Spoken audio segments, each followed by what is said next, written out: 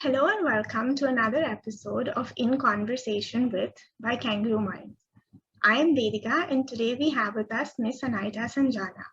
Miss Sanjana has been a yoga practitioner and a yoga teacher for over the decades. Her interest in yoga began after her college education in 1993, and coupled with her love for teaching, Miss Sanjana in 2003 took up yoga as a board subject and started teaching in that capacity as well.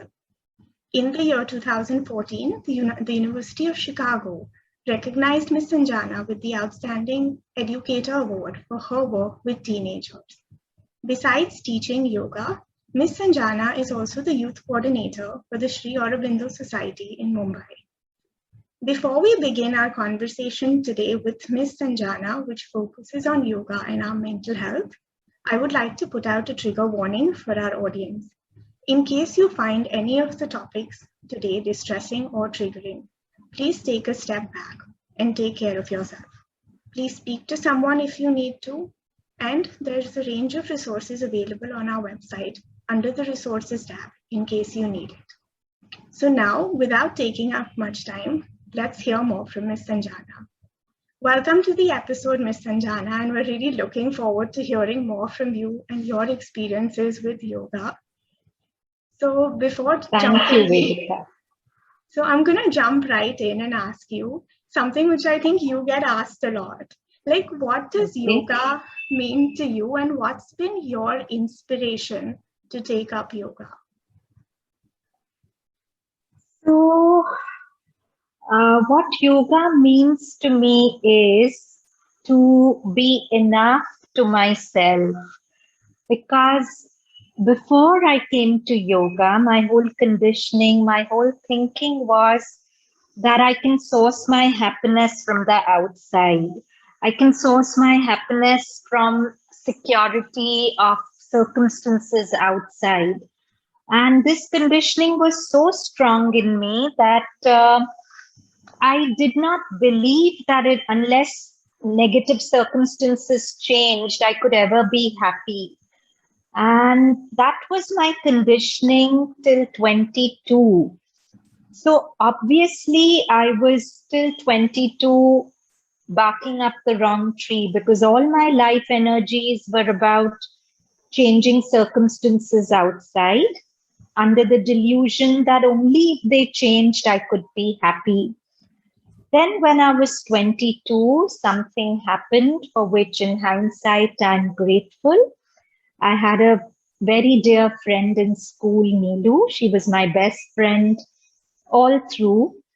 And those days, I didn't believe in yoga. I didn't believe so much in the abstract. I was a student of science.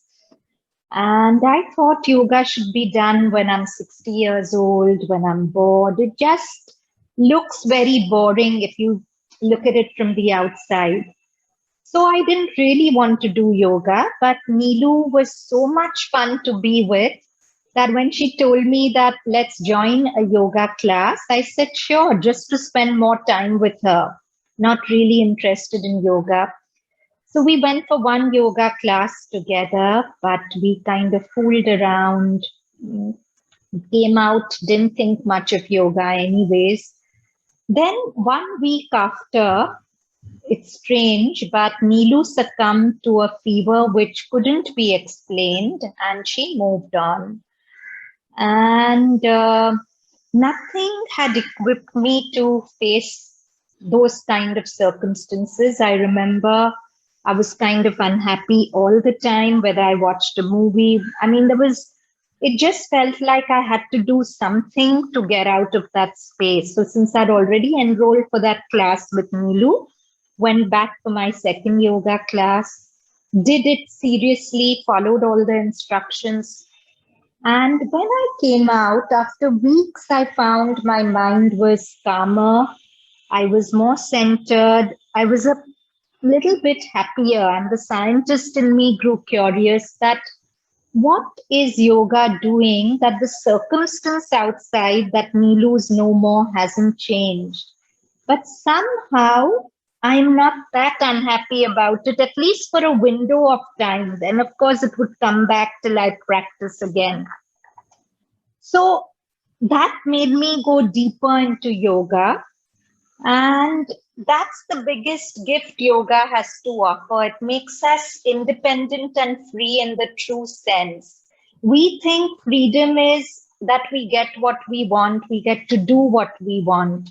But I think real freedom is when you're not dependent on the outside to give you your security, your sense of happiness, your peace, and you're sourcing it from inside you. In our Vedas, there's a beautiful word for it, Swayambhu. When I'm a womb to myself, a womb to myself. And that's what yoga really gives me. I find that I can enjoy the outside more without needing it. It's not that it makes me an ascetic. I can still interact with people, but my interactions are more full because they don't come out of neediness and addiction. Because I know that whatever I need, I can get from myself. And that's what Sri Aurobindo says, when all other means fail, man may find hid within him the key to perfect change. And yoga really gives us an access to that key, Devika. Miss, that's like, really beautifully put, how, we can use yoga more than just a form of, exercise or just doing that's asanas, very but to small. find, that is so small. Inner peace, because I think a lot of times people think of yoga as more of, just doing one asana after the other. So I think you shared a bit about, your story in terms of how yoga helped you sort of come out of, your loss. But can you tell us a bit more about how yoga can have benefits for mental health and well-being? Yeah, huge benefits, because first of all, a lot of our unhappiness, anxiety, stress comes from an over dependence on the outside. And the outside is changing. However much we try, we are never going to be able to control how another mind sees us, how our victories and failures pan out. So if my happiness is based on that, over which I really don't have too much control, I'm always going to live with insecurity and the consequent anxiety. But yoga, as I said, makes you less dependent on the outside for your happiness.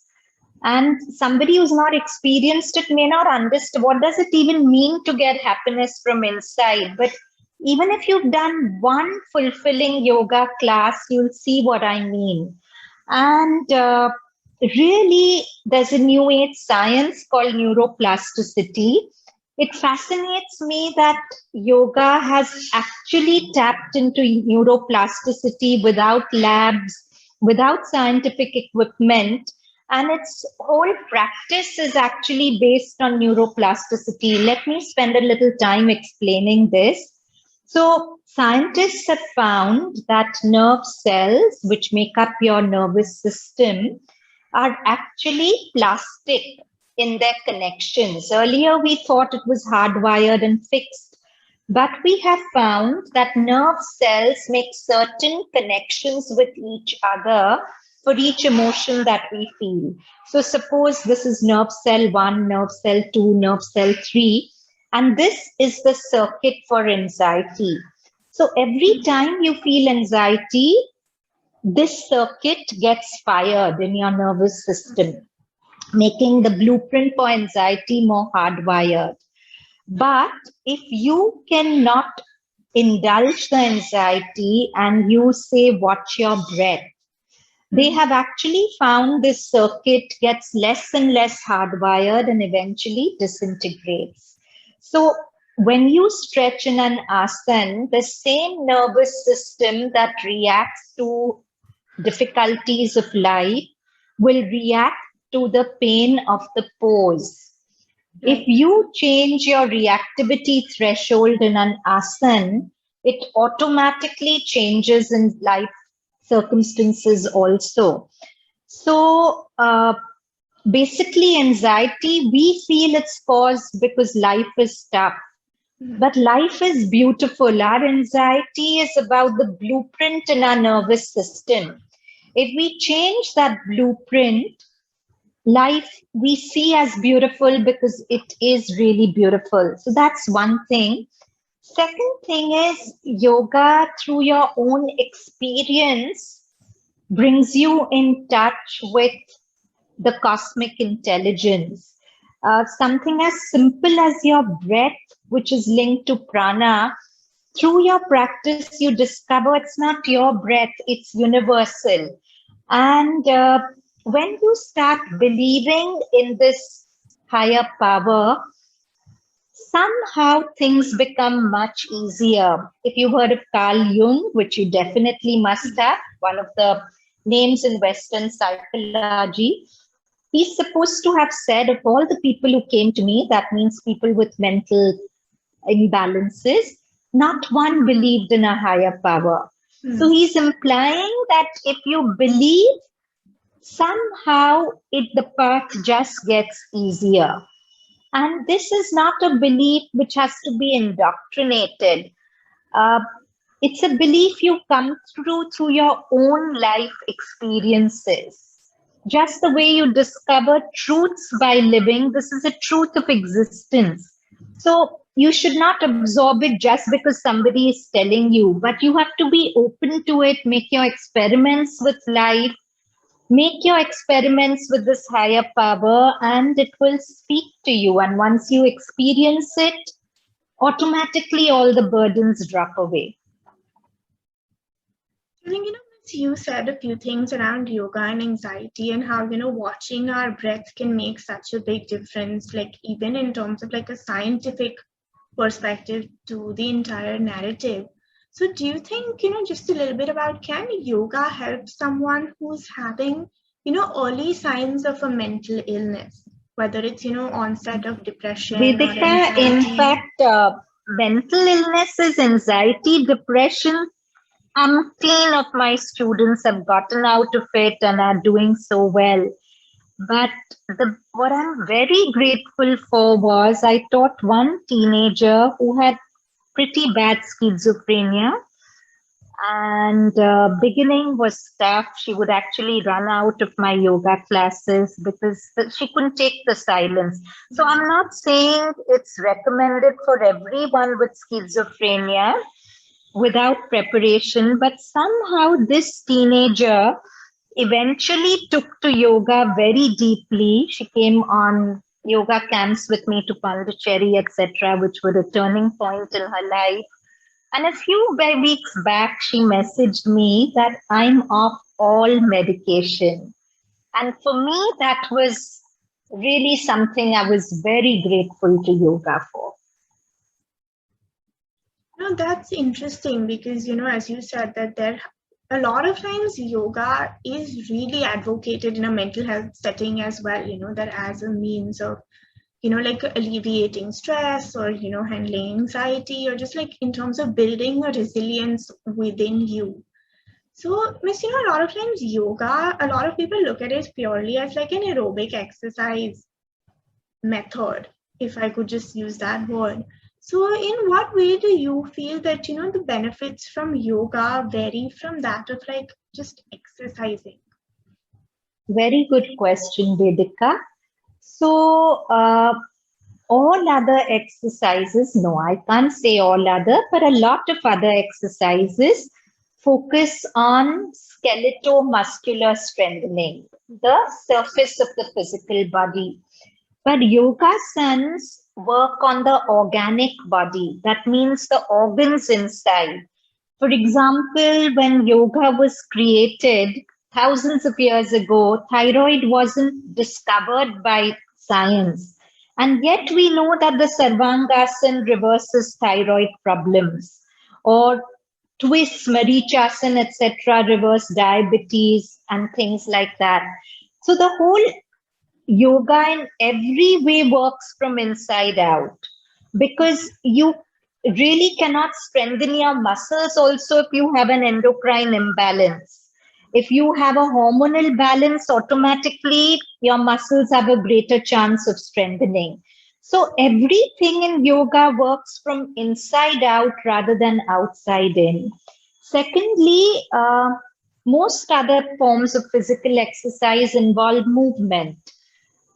Yoga, of course, has a movement component, the Tibetan rites, the Surya Namaskars, the Vinyasas, but it's the asanas are largely, even Patanjali, its founder, says Thiram Sukham Asanam. An asana is a posture which you hold steadily for a period of time. It's one exercise in which you don't move. Because yoga has always said that your body is condensed thought. It's not easy for a lay person to still the mind. So yoga says start with the body. Keep the body still. It will help the mind also to come to stillness. Okay, that's a really interesting way of looking at it, that how it sort of stills you down one step at a time. You've been a yoga educator for so many years, you've been teaching. And even for me, like my first introduction to yoga that I can remember has been through you in school. So in your experience and, with doing yoga and teaching yoga, why do you think it's important that, schools start introducing students to yoga? Vedika, when I found yoga, I was teaching math and biology at JB. And that's the time I felt cheated by my education, because everything that I was learning through yoga, I felt should be part of every child's education. Our education teaches us so much about the world outside, but so little about the world inside. Uh, Sometimes we don't know what to do about a simple thing like a bad mood. So many teenagers ask, I don't know what to do with my emotions. They just overwhelm me. And all of yoga is an education about knowing yourself and working with yourself.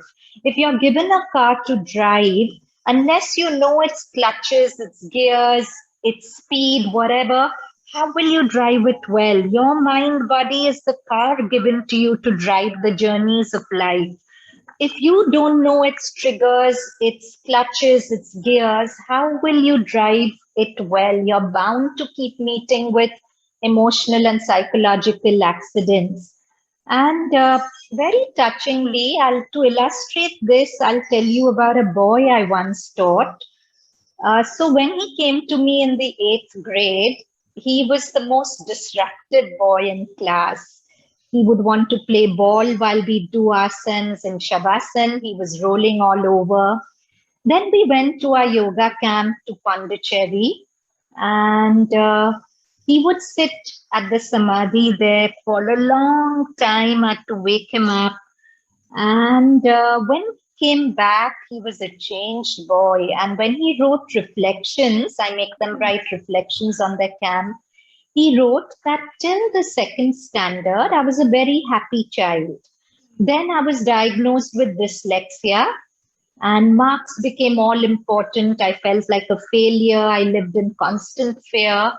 And perhaps this disruptive behavior was just unhappiness inside. Again, yoga, in fact, this is part of my yoga ICSC notes, that everything that appears to be terrible is something that is unhappy inside and lacking in love. So we mustn't stop short at the surface appearance. It could be something very beautiful inside which just needs a moment to blossom. And yoga helps that being to find that moment of blossoming. So he said that after coming for the yoga camp, I found that happiness I'd lost since the 2nd standard. And now my only fear is that I mustn't lose it again.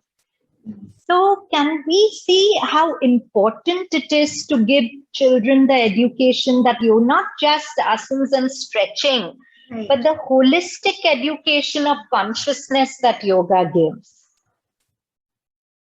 I think, Miss, what you said, and that's, a really like remarkable story to hear about that, how someone could transform and how actually we don't realize why sometimes children are acting up, or we don't end up going into the root cause of problems. And I think just to add to what you said, like sometimes like our education system, which you also touched upon, is so focused on marks, and just they just want to teach you how to like effectively get a livelihood. We somewhere forget to teach children how to actually live. And based Yes. on the things that you've mentioned, and your teachings and the teachings of Sri Aurobindo that you focus on, somewhere you're just teaching people how to live a good life. And one of the reasons Absolutely. we wanted to have this was that yoga is more than just exercise, just more than just doing asanas, because a lot of times even when children learn yoga in school, it's more like a supplementary exercise class, where you're So making some. that's the advantage of doing it as a board subject, Vedika. We get to go into a lot of theory like Vedanta, which revolves around who am I, or Eckhart Tolle's Power of Now, and sages like Sri Aurobindo, Vivekananda, and the tremendous message the lives of our sages of India give. So, whatever we do in theory class, we get a chance to partially experience in us in practice. It's not just stretch, pull, exercise. No, not at all. Right.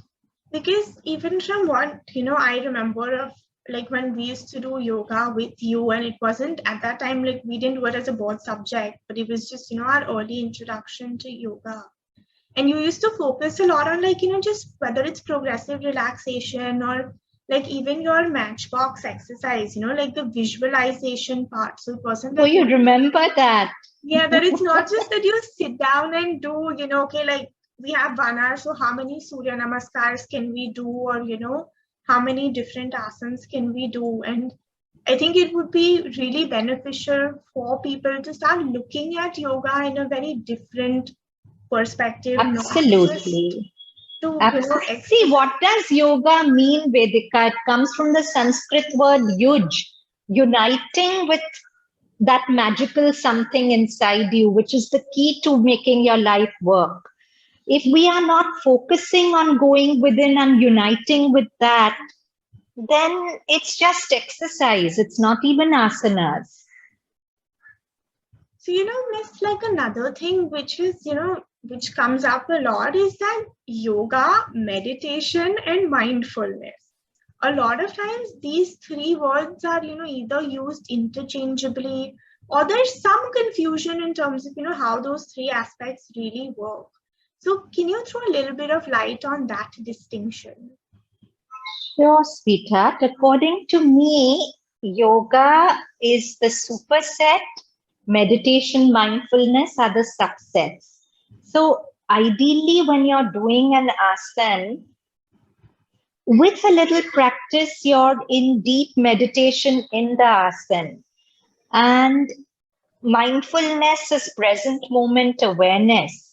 A lot of the yoga practice is about going into what's happening in your body, in your environment, rather than racing your thoughts into the past or the future.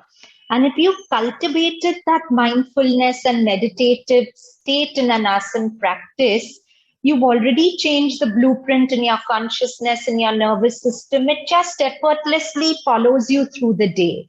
So, what my yoga teacher used to say is that your yoga class is the practice for the actual yoga which is done in life. Okay, that's a really lovely way to, sort of put it. Yes, see, Yes. right now going through the pandemic, we've seen that a lot of people have taken to yoga, during this time. What do you think sort of contributed to that, and how do you think yoga can really help people through this time? So, Vedika, when we not focused on cultivating an inner life and our outer life is taken, the distractions of outer life are taken away from us, it can be very overwhelming because you're in a limbo.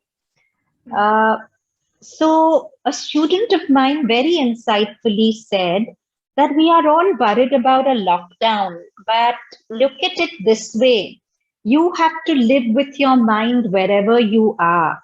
So you're in your mind, you're in a permanent lockdown. You can't escape your mind.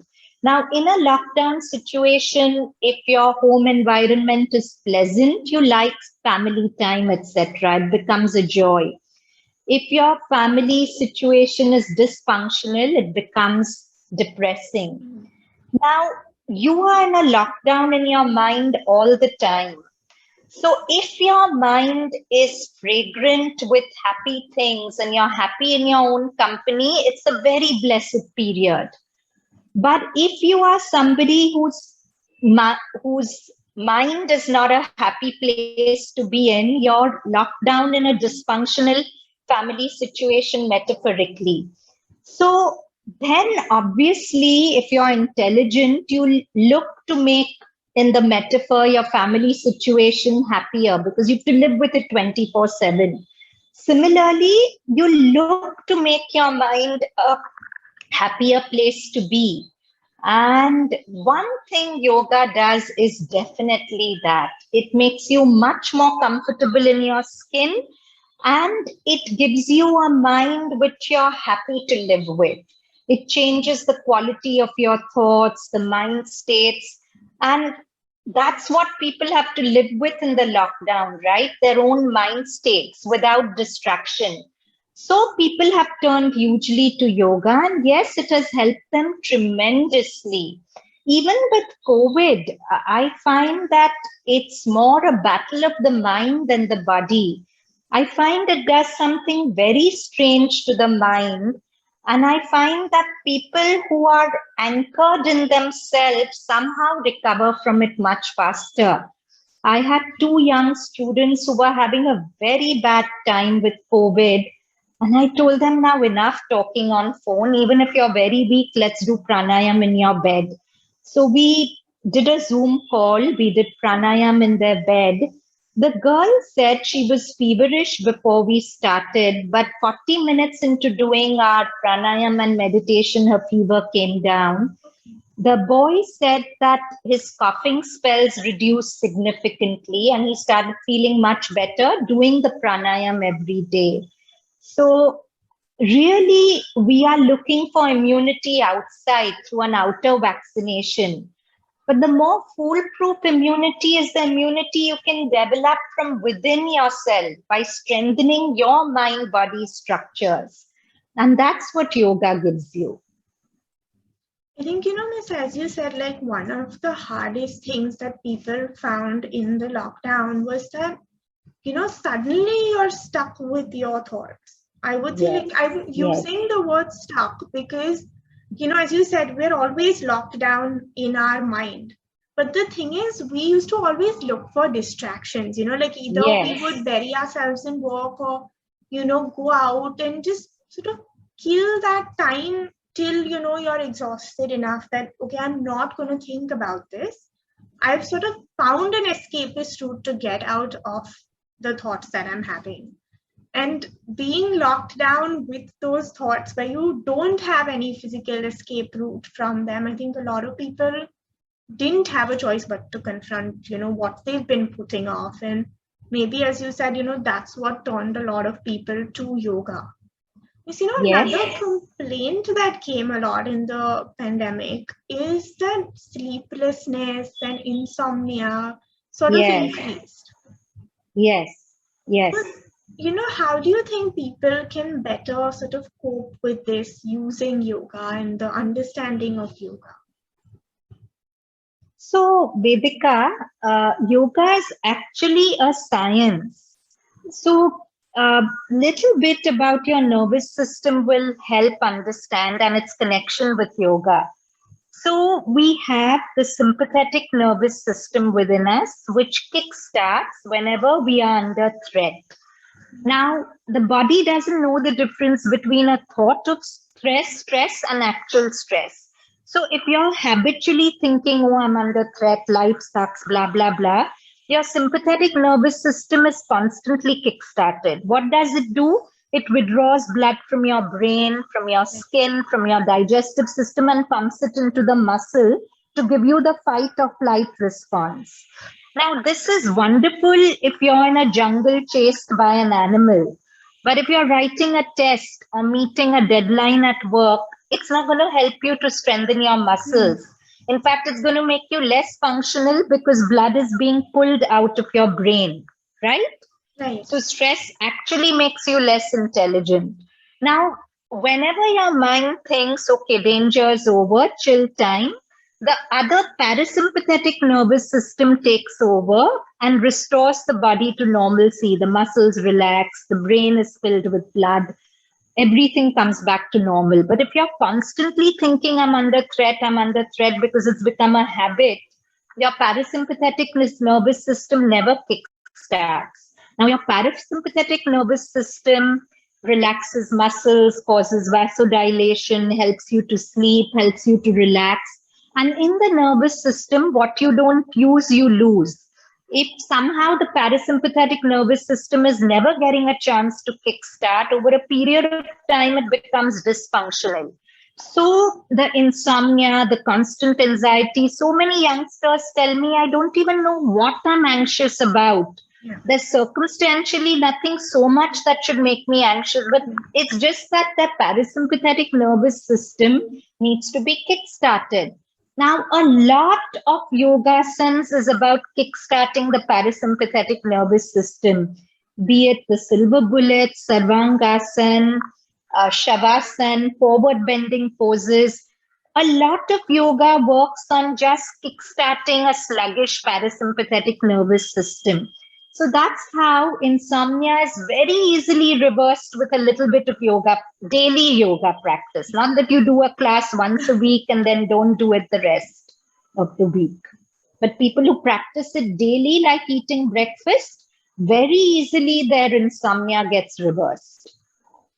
Yes, even your matchbox visualization technique, it used to it was almost a calming technique for, like when your anxiety has just kicked in. And as you said, sometimes we really don't know, like you're feeling every single physiological response to anxiety, but there's no perceived threat around you. Yes. Like you don't know why you're feeling what you're feeling, but you are feeling that sense of, unease, and you can feel your heart is racing and things.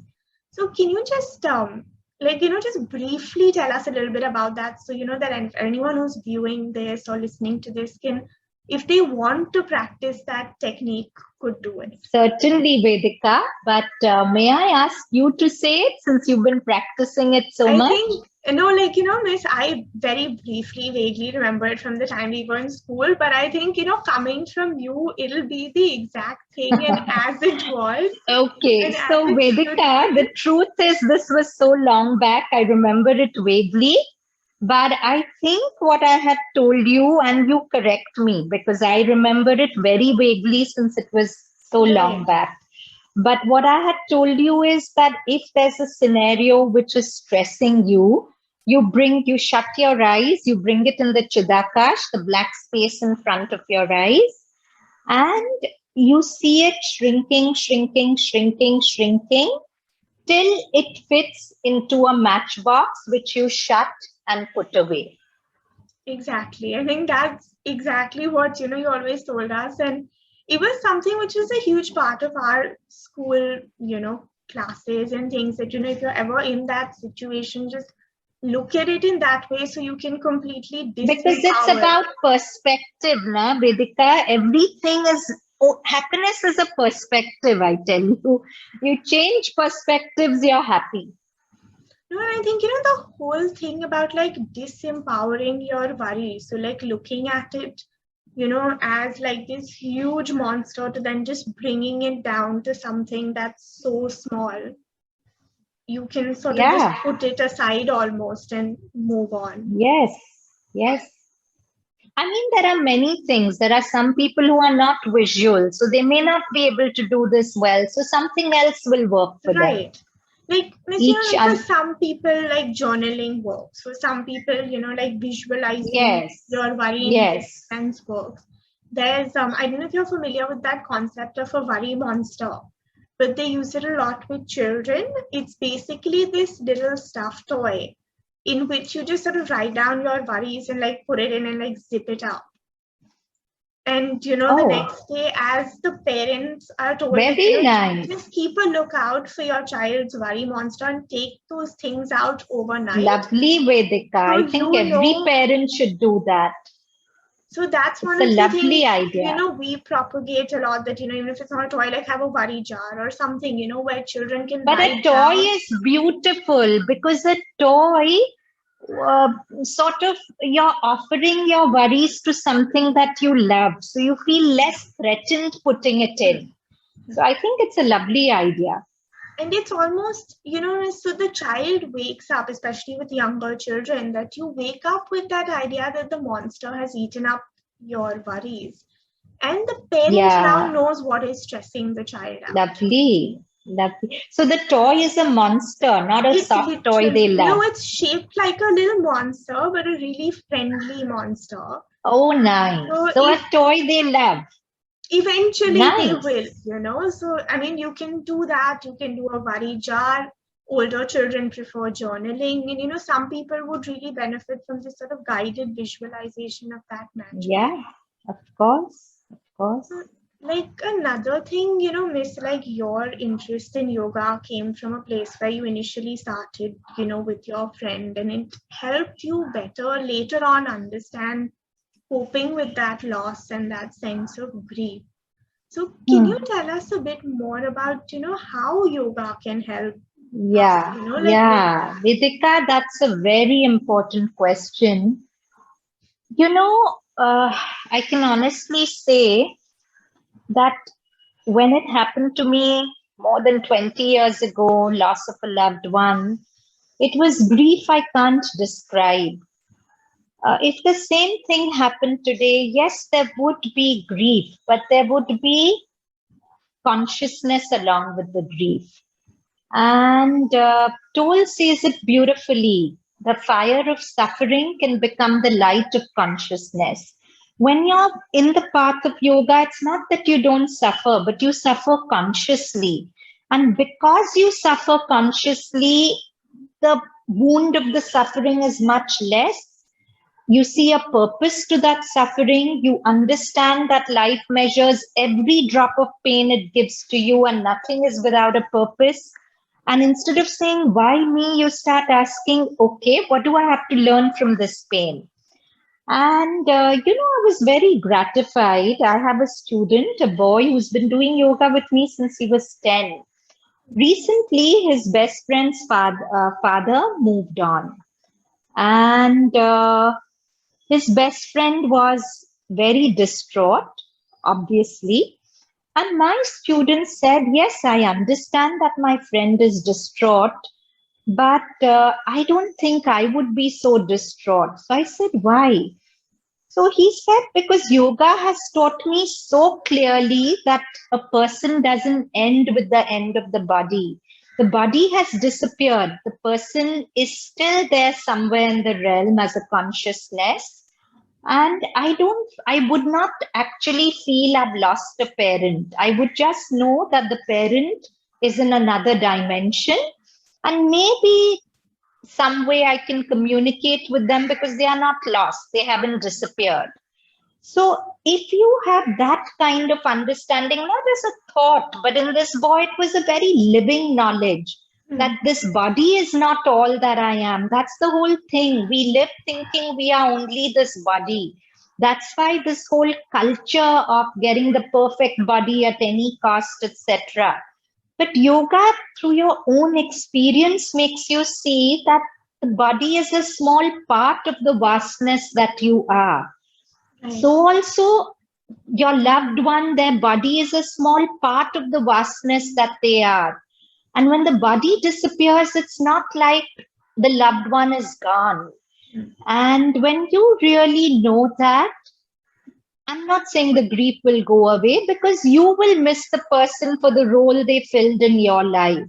But at least you understand that death is not something terrible, that something horrible hasn't happened to the person you've lost. It's a natural transition. It's a stage, it's a change of dimension. So at least that feeling of being cheated by life, that something terrible has happened to my loved one, goes away. Right. Because, is the reason I asked is that, like right now with the COVID, people are sort of going through this collective sense of grief and trauma. And, as you mentioned, your student whose friend lost his father. So it's brought about a lot of realization in people around grief. Like, the way we spoke about grief earlier has also sort of changed. Because earlier we looked at grief and, people used to say that, it's okay, just move on, or how long are you going to hold on to this? But I think just that understanding that, you can move forward with your grief. You don't have to, because it will be there. Right. As even you mentioned with your experience, that there are days when it will catch up with you, which is sort of having that understanding. But I'm saying if you have the understanding, it'll at least be less.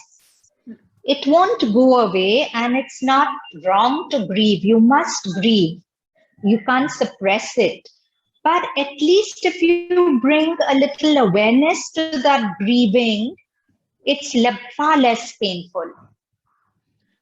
You mentioned one thing right now, like when you were talking about grief, is around finding purpose in that sense of grief and moving with it. Can you just touch a bit more upon that? How can we find purpose in our grief? Because sometimes, yes, please sometimes it becomes so overwhelming that we can't see beyond that sense of loss. You're just completely consumed by your grief that, I've lost someone and I don't know how to move on. My life will not move forward without, that feeling that things will be okay without that person in our life. So how can we find that purpose to our grief? Yeah, Vedika. So as I said, when I lost my friend, in hindsight, I feel she literally led me to yoga and she left. Mm-hmm. I don't think I would have turned to yoga with this kind of momentum had I not gone through that pain. So maybe you can't find the purpose in the moment, but you can have faith in the moment. That time I didn't have that faith, so it was overwhelming. But hopefully now I would have that faith that if it has happened, it has to be for my good. Sri Aurobindo says it beautifully, whether it seem good or evil to men's eyes, only for the good the secret will can work. So just to remind myself that it's happened and it's looking terrible to me because my understanding and seeing is limited. But the universal intelligence, its seeing is infinite, it's large. It sees much more than what I can. It's like if there's a giant who's 10,000 floors tall, he can see the view of the whole Bombay city. If you personify this intelligence as that giant, if he sees a tsunami coming towards me, he'll pick me up and put me in a safe place. But because he's so huge, I won't be able to see his hand. Even if he's standing in front of me wearing black shoes, I'll just see a big wall, black wall. I will not see the giant. So because we don't see the whole picture the way universal intelligence does, it's appearing bad and unfortunate to us. But yoga has this beautiful concept of Ishwar Pranidhan, surrendering the results of anything that happens to that intelligence, that if it has come, it must be good. And I know it's tough, but if you make that leap of faith, it gives you so much strength to go through crisis. And they say faith is something that you believe in without seeing, and the reward for faith is seeing it. So if you live with this faith, eventually you see that anything in life will let you down, but this life intelligence will never let you down. It will only give you as much pain as is good for your growth, not one drop more. So when pain comes, You don't regard it as something terrible. You regard it as part of life, something that has come to help you to grow. You don't indulge it, but you don't shun it either. You just bring awareness to it till it reveals to you what you have to learn from it. Right. It's like one more thing that, I want to ask you is that, like we talk about a lot about this, that, healing the body and healing the mind and like vice versa. And can you tell us a little more about that interconnection between healing the body and healing the mind? So, Vedika, modern biology has categorically said that your whole biochemistry changes with every thought you think. And yoga has said this thousands of years ago that your body is simply condensed thought. That you think you're thinking stuff and it's okay, it's going to go. That every thought is secreting your body. In fact, scientists have found that your hypothalamus secretes a neuropeptide for every emotion you feel. And what baffles them is that there's not even a nanosecond time lag between feeling that emotion and the presence of that neuropeptide in your blood. It feels like the mind and the body are arising as one unit, the emotion and the neuropeptide. So, and those neuropeptides do various things to make you ill over a period of time. I'm not going into that. But that's the whole thing. Good exercise, good food, very important for health. But the greatest health tonic is a happy, positive mind, because your mind is becoming the moment, the body this minute as you sit with me, and mind same way as I'm talking to you. So since yoga does such wonderful things for your mind, it's obviously going to heal the body. Like I'll tell you, I had a student who came to me years ago. She was 110 kilos. She had palpitation, BP, sciatica, spondylitis. I cannot tell you the host of illnesses. She used to do yoga sitting on a chair. A year or so into yoga, she lost 40 kilos just with not to yoga, walking, and a reasonable diet. And my explanation is that we often put on weight as a security blanket to feel safe. When you start feeling safe inside yourself, your body, which is your mind, starts shedding weight. Her spondylitis, sciatica, everything healed. Today, she's one of the most flexible and capable bodies in my yoga class. She does mind blowing because she was always flexible, but these things stopped her from doing. But the amazing thing is, she told me a few years ago that when she went to her gynac was zapped because apparently she had cysts, and there were no more cysts after yoga that her sonography showed. And she hadn't even told me about the cysts because that was a minor thing compared to everything else. So because yoga works so holistically, it healed her of everything, things that I didn't even know she had. And that's because she shifted her mind, her consciousness, and so the body changed. I think, that's really like, again, something which, people will really question, but of course, like, it can happen, and it just shows you how deeply interconnected every aspect of our being really is. So it's like, Absolutely. do you feel to benefit from yoga? Does someone have to be like, an expert at it, or can anybody, reap those benefits that you've been talking about? Anybody can reap it. My yoga teacher says if you're paralyzed and you can move one little finger, you can start doing yoga with that little finger. And it can bring things back to you. You have to want to change, Vedika. See, life gives you what you want. Yoga is like an ocean. You approach it with a spoon, you'll get a spoonful of water. You approach it with a cup, you'll get a cupful, a bucket full. You jump into it, the whole ocean is yours.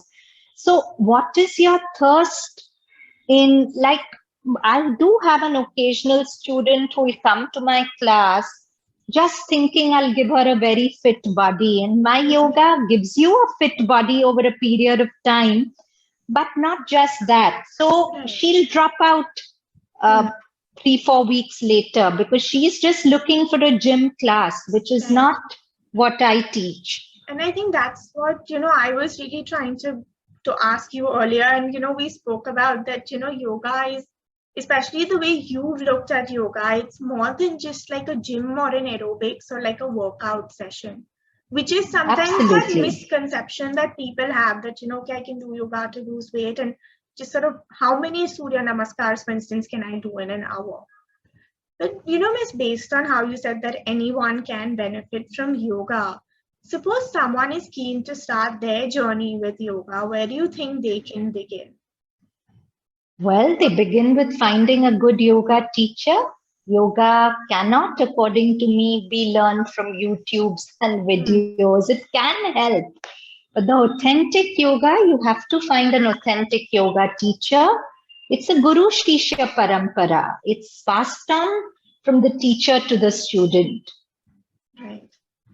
And Miss, how do you feel that, we can all incorporate yoga into our daily lives? Because everyone, and, gradually, for instance, as lockdown eases, people are going to again get busy with things. But one thing which you stressed upon earlier is that yoga is not your, quick fix that, oh, today I can't sleep, for instance, let me do a few asanas. It's something we need to do very consistently. So how do you think we can, just incorporate that into our lives? But firstly, you have to practice yoga, Vedika. You have to make your asana, pranayama, meditation practice like eating breakfast. Then you don't have to do much else, because what you've created in that practice will automatically start living in your life. For example, yesterday I was doing something a little vigorous and fast, and I was reminded that don't hurry. Hurry diminishes time. If you do it slowly, you'll have more time.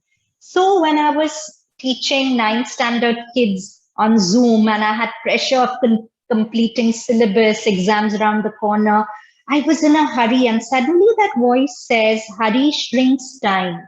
Give up hurry, time will expand. And I chilled. In one breath, I dissolved the hurry.